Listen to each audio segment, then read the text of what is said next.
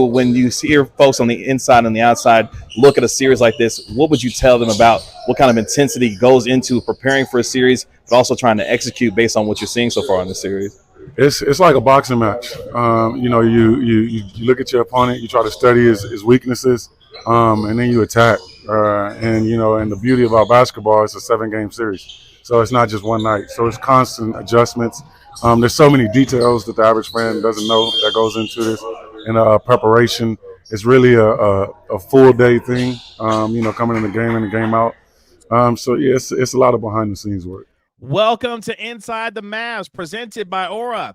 My name is Kevin Gray, Mavericks pre- and post-game host on the Dallas Mavericks Radio Network. Appreciate you joining me here for the latest episode of Inside the Mavs. Make sure you download and subscribe to the podcast wherever you get your podcast for free. Give it a 5-star rating and write a review for it while you're there. And if you're watching this on my YouTube channel, at Kevin Gray Sports, like and comment on the video. And you can also now subscribe to Inside the Mavs on YouTube. Yes, search Inside the Mavs on YouTube. Make sure you subscribe there for our show content, podcasts, and videos as well, with bonus content on our Inside the Mavs YouTube channel. And you can follow me on Twitter at Kevin Gray Sports.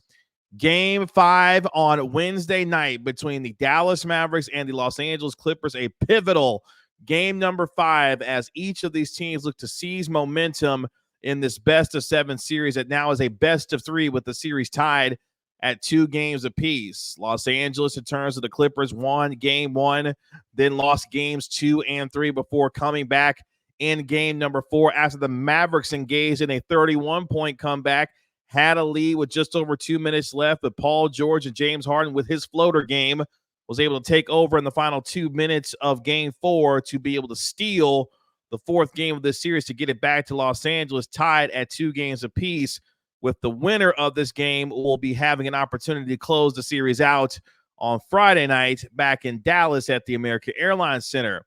And so much has been made of this series, of the physicality between these two teams.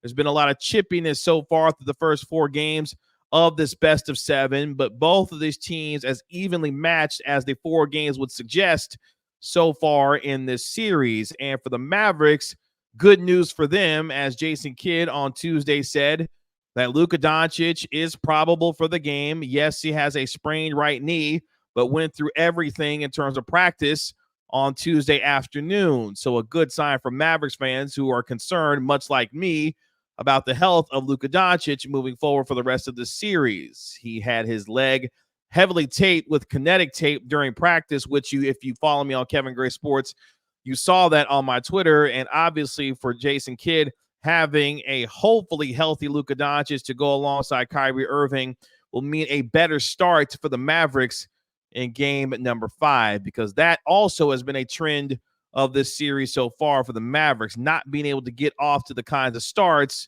that will allow them to remain in games early on. The biggest example of that, of course, was game number 4, where the Mavericks found themselves down by 31 points with 5 minutes and 43 seconds left in the first half and had to engage in a furious comeback, which they were able to do to be able to get themselves back into that ball game and then eventually with the lead. That cannot happen on Wednesday night. If the Mavericks want to win game 5, they've got to get off to a much better start to not have them dig themselves out of a hole potentially to try and come back, because the way that the Clippers shot the 3 ball in game 4, where they went 18 of 29 from downtown, a whopping 62%, that is not going to fly. And Jason Kidd saying, of course, that the Mavericks have to be better guarding the 3-pointer, because James Harden and Paul George were able to find their rhythm, especially in the second half, and then pick it back up, I should say, in the first half, and then pick it back up in the second half, especially in the fourth quarter. And Paul George and James Harden each had 33 points in that game 4 win. And yes, Luka Dončić and Kyrie Irving combined for 69 points. Kyrie Irving scoring all 40 of his points after the first quarter. Luka Dončić with the 29-point, 10 assists, 10 rebound, triple-double. But at the same time, his effectiveness, especially with his efficiency, has not been there. And that is one of the things that has gone not as much talked about as it is needed to be through the course of the first 4 games, is the fact that Luka Dončić has not been able to get to his spots, especially near the rim, to create the kind of efficiency that we're accustomed to seeing throughout the course of the season. And the Clippers have done a good job of making it difficult for Luka Dončić to have to take those mid-range jumpers and long, obviously, two-pointers and beyond the three-point line, where Luka just simply hasn't had it from a scoring standpoint. And part of that is not just the defense, obviously, of what the Clippers are doing with the length and the athleticism that they have, but clearly the injury for Luka Doncic is hampering him in terms of that right knee. Again, another reason why you're hoping that on Wednesday night the Mavericks can get off to a better start, because if they are, that means Luka Doncic and Kyrie Irving are the aggressors on the offensive end, which has to be a hallmark of not just Game 5, but going forward for the rest of the series. Not allowing the game, and I'm not saying for Kyrie Irving and Luka Doncic to force the issue, but what they've got to do is get into the game flow much quicker, because the Clippers have found themselves doing that much more consistently through the first 4 games. And again, the biggest example of that in Game 4. And if the Mavericks are able to come out much quicker with a better start offensively, they will have themselves within this ball game, especially if they're playing the kind of defense that we saw, especially in Game 2, where they were able to steal that game to even up the series at 1, where they only gave up 93 points to the Los Angeles Clippers. So that is one of the big things for me as we look forward to Game 5, getting off to a better start and being able to see Luka Doncic and Kyrie Irving be the aggressors in the offense to start off the game, to hopefully give us indication that as the rest of the game goes on, these two will find that game flow much quicker to be able to put points on the board and not find themselves trying to climb out of a big hole the way they did in Game 4. Much more on Game 5 and what we want to see from the Mavericks to have an opportunity to steal Game 5, to get back to the American Airlines Center with an opportunity to potentially close the Clippers out. But before we get there, let's hear from today's sponsor of our video and our podcast, and let's hear from Aura. Today's video is brought to you by Aura. Do a Google search on your name and email address to see how much information comes up about you. I was devastated by the amount of information that I could be seeing searching my name and profile, and I knew then I needed to be protected for not just myself, but also for my family. Data brokers sell your information to scammers, spammers, and anyone else who may want to target you. Your full name, email, home address, health records, your relatives, it's all out there. That's why I've been using Aura, the sponsor of today's video. Aura shows me which data brokers are selling my information and automatically submits opt-out requests for me. Cleaning up my information not only helps reduce the amount of spam I get, but it protects me from hackers who could use this information to help them access my social media accounts, bank accounts, and other sensitive information. Aura also does so much more to protect me and my family from online threats that I can't see. It's really easy to set up, so I don't have to download several different apps to get things like antivirus, VPN, password management, parental controls, identity theft insurance, and more. I get everything at one affordable price. You may already have one of these tools already, but not having Aura is like locking the front door and leaving the back door wide open. Aura is always on, doing the hard work to protect me and my family so I can focus on other tasks with peace of mind. I value my privacy and I value yours. You can go to aura.com/Kevin Gray to start your 2-week free trial. Please see the link in the description. Back here on Inside the Mavs. Thank you so much for hanging out with us through that quick break, and thank you to today's sponsor of our video and our podcast, in Aura, as we get you ready for Game 5 between the Mavericks and the Clippers on Wednesday night with tip-off at 9 p.m. I'll have our pregame show on the Dallas Mavericks Radio Network beginning at 8:30, so be sure to tune in there. Also, for the Mavericks, an opportunity to be able to walk into Los Angeles, where they've already won a game in this series, and steal that momentum back once again as they get ready to come back home on Friday for a potential closeout game if they win on Wednesday. Luka Dončić so far in this series averaging 29 points per game, shooting just 38.6% from the field and 26.5% from the three-point line. Kyrie Irving, meanwhile, scoring nearly 29 points per game, shooting over 51% from the field and nearly 49% from downtown so far in this series. Those two will have to get off to a better offensive start for the Mavericks to win in Game 5. That's one of my keys to victory for Dallas in the 5th game of this series. On the other side of the balls, particularly on the defensive end, obviously, the Mavericks, who were absolutely devastated by James Harden and Paul George in Game 4, where they combined for 66 points, have got to find themselves being better at the point of attack when dealing with James Harden, who has been fantastic so far in this series, especially in Game 4, with his ability to get to the middle of the lane with his floater game, where he knocked 5 of 6 floaters in down the stretch and really killed the Mavericks, especially when you saw Luka Doncic, Maxi Kleber, and at times PJ Washington switched out on him. And there was a lot of criticism of Jason Kidd after Game 4 about the fact that he did not have Derek Lively II or Daniel Gafford in the fourth quarter, where they played a combined 1 minute and 50 some odd seconds in that fourth quarter. And repeatedly, James Harden got to his spot whenever he wanted to, and there wasn't much resistance keeping him from getting to his floater game, where you say, Kevin, James Harden was below 30% this season on his floaters. Well, he was killing the Mavericks in Game 4, and the criticism coming out of that game is that Jason Kidd did not bring in any size to deal with what James Harden was presenting down the stretch. Jason Kidd is going to remain committed to that. When he spoke with the media on Tuesday, Jason Kidd doubling down on the idea that, yes, he is going to live with James Harden taking those floaters versus those step-back three-pointers that he likes to take. And if you don't believe me, you can hear from Jason Kidd himself. Yeah, we're going to live with that. Threes hurt you or can beat you. Twos in this league don't beat you. Gives you an opportunity. We just got to make it tougher on him with the twos. We can't just lay or give him free layups. He's too good. So we have to do a better job on the ball with him. So if the Mavericks are going to continue with this strategy, they've got to be better at the point of attack when dealing with James Harden. And part of what made this series so compelling and what has made it compelling so far is the fact that we've seen at times the Mavericks be able to guard one-on-one, be able to get into passing lanes, and really force the issue when it comes to dealing with James Harden and this offense. And ironically, the Mavericks have won both games when Kawhi Leonard did play, but have lost both games without Kawhi Leonard in the lineup. Leonard has already been ruled out for Game 5 on Wednesday. But for the Mavericks, it's about making sure that they're making things difficult for Harden. And if you're going to live by this strategy, contesting the three-pointers that James Harden is going to make to ensure that you're utilizing your length and athleticism to deal with the shooters that the Clippers present. This is a Clippers team that shot 38% from three during the regular season, which was 6th in the NBA. So they're very capable of knocking down threes at an extremely high rate. What they cannot do is allow the Clippers to break them down in terms of dribble penetration and get into the lane. And Jason Kidd may need to make the adjustment of providing some size in the middle for the Mavericks not to get bludgeoned by the way that the Dallas Mavericks saw themselves get that way with James Harden driving in the middle, especially down the stretch. And you give Paul George credit as well in that fourth quarter.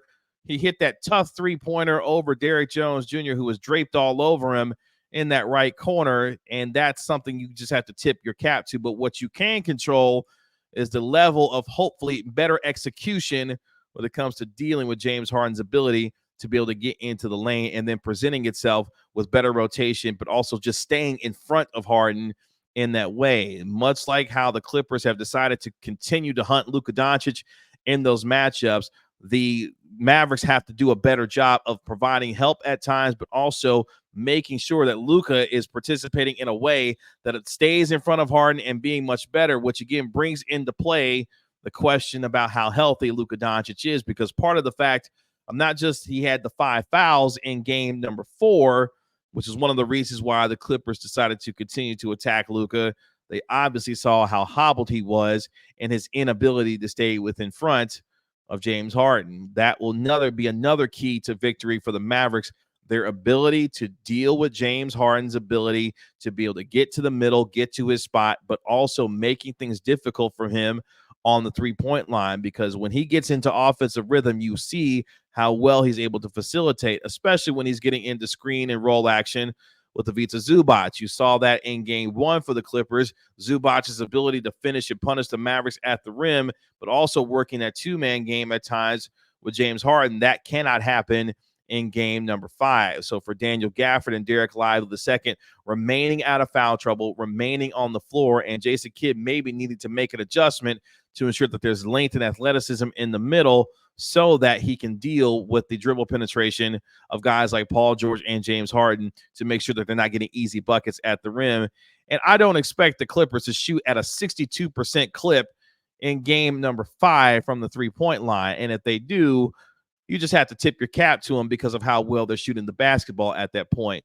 But one of the things that I've continued to talk about before this series and obviously into this series is the rotations have to be strong for the Mavericks to be able to guard shooters and run them off the three-point line and force them into tough contested twos, because Jason Kidd clearly is going to live with James Harden and others getting those two-point baskets, but they cannot allow the Clippers to continue to bomb away from the three-point line like they did in Game 4 and at times so far in this series. If they can, this Mavericks team will find themselves in it in Game 5. Another thing that I want to see from the Mavericks in Game 5 that we've seen at times in this series is continuing to speed up the pace of the Los Angeles Clippers. And that may be easier said than done, because without Kawhi Leonard, you've seen the Clippers get up into a much more up and down free-flowing game that allows the ball movement to be much better and much crisper and more decisive in terms of what they want to do in terms of getting the ball into Paul George and to James Harden and working the two-man game between Harden and Zubac. And then for George's ability,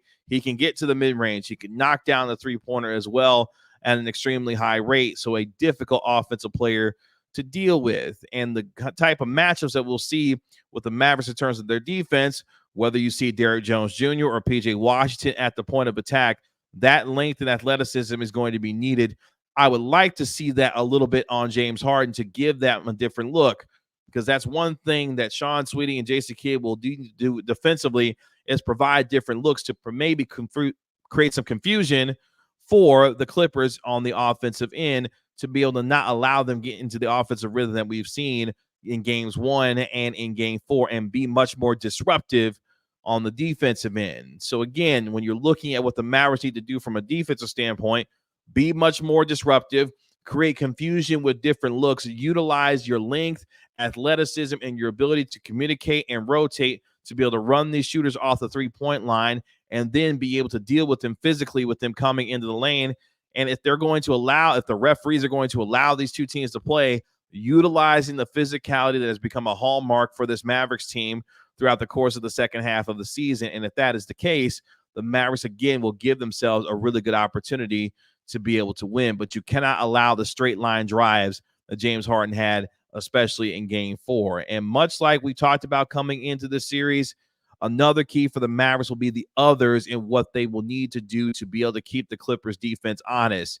The Mavericks most likely won't have Tim Hardaway Jr. once again, who had a setback in practice. He was getting up in the up and down game, playing in some contact game as well, and had a setback apparently with that ankle sprain that he's been dealing with, and he'll be reevaluated as the rest of this series goes on. So I would not expect to see Tim Hardaway Jr. most likely in game number 5, which means the others, again, in Maxi Kleber, Josh Green, and others, are going to have to take advantage of their opportunities. And for Kleber and Green in particular, knocking down three-pointers to be able to provide not just scoring punch, but also open up things for Luka and Kyrie when they have the opportunities to do so, and command the respect of these Clippers defenders when it comes to knocking down outside shots, because PJ Washington is going to see plenty of corner threes. Derrick Jones Jr. is going to see plenty of corner threes as well. Taking advantage of those opportunities when they present themselves is going to be paramount, again, for not just keeping them in the game, but also their ability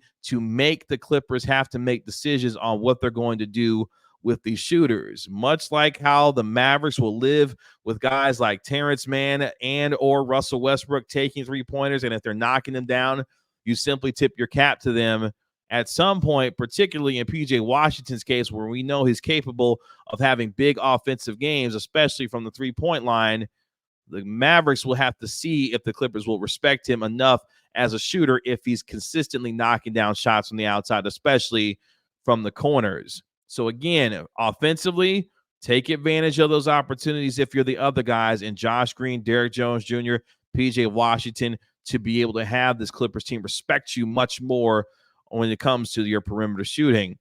And much like how you heard my interview with Tyson Chandler, if you're watching this on my YouTube channel, or if you're watching it, of course, on Inside the Mavs, it's about who wants it more. As we get deeper and deeper into this series, these teams know each other extremely well. We are 4 games in, about to be 5 games in by the time we get to the end of Wednesday night. They know each other in terms of their tendencies, what they want to do. James Harden even calling out what the Mavericks are wanting to do with him in terms of forcing him to go right. These two teams know each other well at this point. who wants it more and who will come out of game 5 with more intensity, more desperation, and a willingness to put it on the line for an opportunity to have a closeout game on the road if you're the Los Angeles Clippers, or if you're the Dallas Mavericks, a chance to be able to give this home crowd at the AAC on Friday night reason to cheer all night long the way that they were able to in helping the Mavericks get that 31-point comeback, although it fell short in game 4, because this is the time of the year where you've got to lay it on the line in terms of your hustle, your effort, your energy, and your focus has to be there. You say, Kevin, it sounds awful cliche, but at this point of the year, it's been a long 82-game season. You've gone through injuries, bumps, and bruises. At this point, it's not just about the talent and the execution, but the drive and the will and the want to win a game like this, because I do believe the winner of game 5 is going to win this series one way or the other. At the beginning of this series, I picked the Mavericks to win in 7 games, and I'm still sticking to that based on what we've seen so far in a nip and tuck close battle so far through the first 4 games. But if they want to have a chance to be able to end this thing in their building, the Mavericks, my final key of this game for game 5 is that they have to be the team that plays with the sense of desperation, because if you're the Clippers, knowing how wounded you are without Kawhi Leonard right now, yes, at times you've played well without Leonard in the lineup and you've won the 2 games that he hasn't played so far in this series. But what you don't want to do is be down 3-2, having to go back to Dallas to try and win an elimination game just to get it back to your own building, knowing that Luka Dončić and Kyrie Irving are going to be waiting for you in Dallas. And if you're the Mavericks, you have a chance to steal one on the road and give yourself an opportunity to move on in game 6 with a win in front of your home crowd in your building. And that is huge for this team, who, of course, doesn't have home court advantage in this series. So for me, that is the final key of game number 5. Which team will play with the more sense of desperation from the outset? I believe that the first 5 minutes of this game is going to tell me quite a bit about where these two teams are mentally in terms of their focus and their execution, and particularly for the Mavericks, what kind of start they get off to offensively, because that's going to be huge for their confidence and their ability to feel like they can stay in this game on the road. They've already won in that building. They know that they can do it in this series, and they will need to do it at least one more time in order to get this done in this series, whether it be in game number 5 or in game 7 back in Los Angeles. Either way, they need one more win in this building, I feel like, in order to be able to win this series. And if they can get it in game 5, it's going to set up one hell of a game 6 at the American Airlines Center. But those, for me, are the keys to victory when you look at what the Mavericks have got to do. Get off to a fast start, continue, and you have to run James Harden and Paul George off of the 3-point line, funnel them into your middle to allow your bigs and Daniel Gafford and also Derek Lively to be able to handle their business in the middle. The others for the Mavericks, whether it be P.J. Washington, Derek Jones Jr., Josh Green, knocking down threes at a consistent rate where they've been poor shooting the 3 so far in this series, to really give you confidence that this Mavericks team offensively is locked in, especially from downtown, and to command the respect of the Clippers on the defensive end. And then defensively, for the Dallas Mavericks, it's all going to be about how they deal with James Harden and the health of Luka Dončić and what he looks like in this game. If they are able to guard individually one-on-one and be able to stay home on these defenders, that gives you a really good sign and idea that the Mavericks are not only healthy in terms of Luka Dončić and what you're looking at, but also this team is able to utilize what they can individually to be able to be better on the defensive end.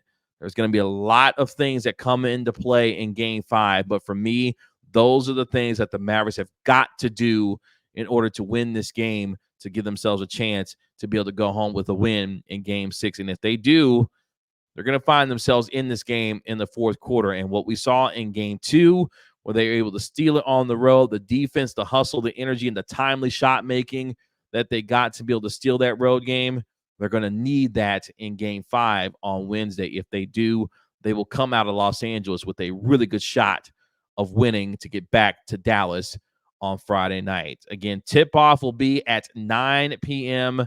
in Los Angeles on the Dallas Mavericks Radio Network. I'll get you ready with the pregame show beginning at 8:30 p.m. All those keys and more are going to be paramount for the Mavericks as they look to steal Game 5 to go up 3-2 before coming back to Dallas on Friday. That'll do it for this episode of Inside the Mavs. Again, thank you so much for joining me here on Kevin Gray Sports here on YouTube. Also, don't forget, if you want more Inside the Mavs coverage of the Dallas Mavericks, please subscribe to Inside the Mavs on YouTube. And also, you will see bonus content, interviews, also additional podcasts and everything on our Inside the Mavs YouTube channel. And make sure you subscribe and like and comment on any videos and everything that you see there. Again, search Inside the Mavs on YouTube and subscribe to our newest YouTube channel in terms of Inside the Mavs. You can find me on Twitter at Kevin Gray Sports, and also like and comment on this video and download and subscribe to the Inside the Mavs podcast wherever you get your podcast for free. Give it a 5-star rating and write a review for it while you're there. My name is Kevin Gray, Mavericks pre- and post-game host on the Dallas Mavericks Radio Network. We'll talk to you later. Peace.